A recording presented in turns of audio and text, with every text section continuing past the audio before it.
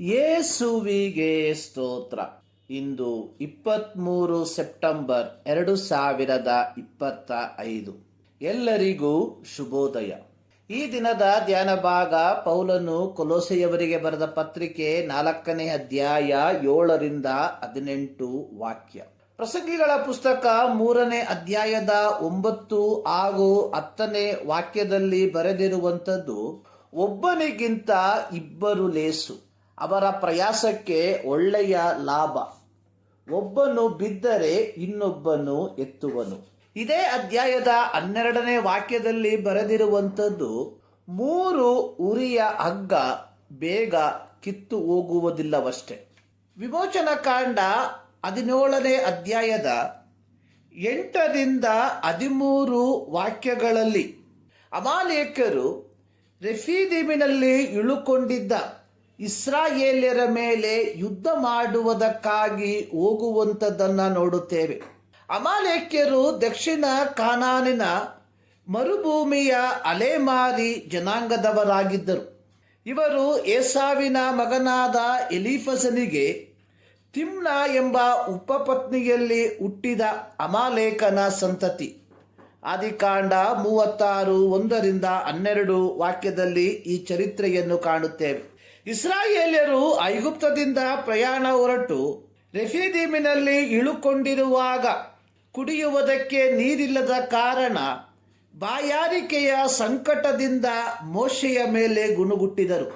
ಮೋಶೆಯು ಯೆಹೋವನಿಗೆ ಮೊರೆಯಿಡಲು ಯೆಹೋವನು ಮೋಶೆಗೆ, ಇಸ್ರಾಯೇಲ್ಯರ ಹಿರಿಯರಲ್ಲಿ ಕೆಲವರನ್ನು ಕರಕೊಂಡು ನಾನು ತೋರಿಸುವ ಸ್ಥಳಕ್ಕೆ ಹೋಗು.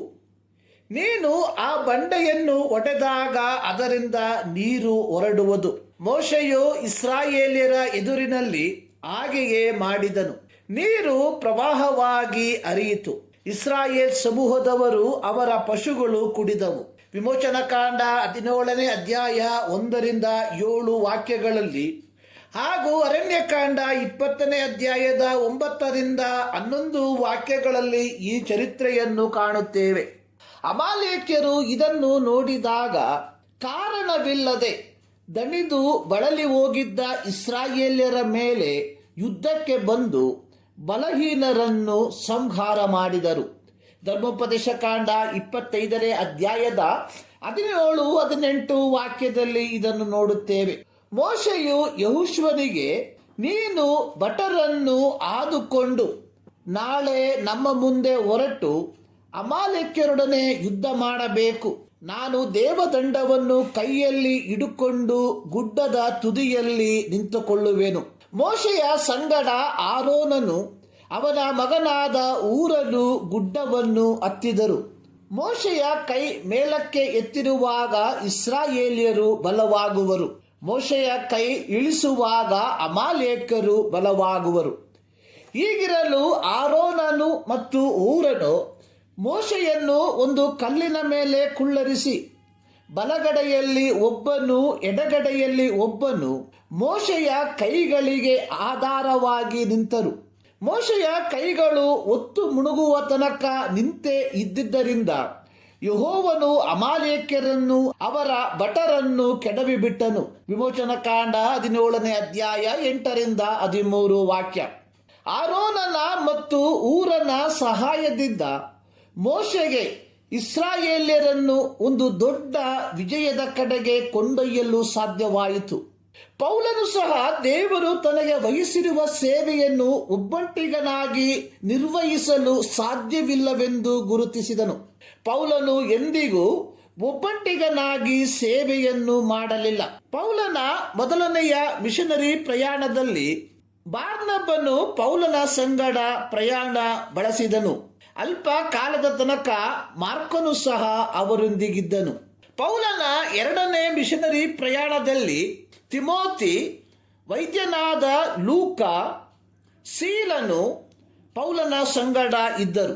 ಪೌಲನ 3ನೆಯ ಮಿಷನರಿ ಪ್ರಯಾಣದಲ್ಲೂ ತಿಮೋತಿ, ವೈದ್ಯನಾದ ಲೂಕನು, ಎರಸ್ತನು, ಪ್ರಿಸ್ಕಿಲ್ಲಳು ಮತ್ತು ಅಕ್ವಿಲನು, ಅರಿಸ್ಟಾರ್ಕನು, ಗಾಯನು, ತುಕೀಕನು, ಹೀಗೆ ಅನೇಕರು ಪೌಲನೊಂದಿಗೆ ಸುವಾರ್ಥ ಸೇವೆಯ ಸಹಕಾರಿಗಳಾಗಿರುವಂಥದ್ದನ್ನು ನೋಡುತ್ತೇವೆ.